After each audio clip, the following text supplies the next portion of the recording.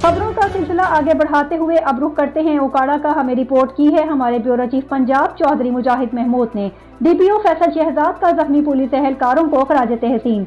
कल आदम तंजीम की जानिब से पुरतशद्दुद मुजाहिरों के दौरान जख्मी होने वाले पुलिस अफसरान को खराज तहसीन पेश किया गया। अवाम के जानो माल और सरकारी इमला की हिफाजत करते हुए जख्मी होने वाले अफसरान और जवान हमारा फख्र हैं। ऐसे बहादुर और दलेर पुलिस अफसरान महकमा के माथे का झूमर हैं। जख्मी अफसरान और जवानों का जिम्मेदारी से इलाज मुआवजा करवाएंगे। डीपीओ पुरतशद्दुद मुजाहिरों में जख्मी एहलकारों को नकदी इनामात और तारीफी सर्टिफिकेट से भी नवाजा किया। जख्मी एहलकारों में sub inspector Javed Khan, ASI Mohammad Akram, constable Zuhaib और कांस्टेबल आकिब शामिल हैं।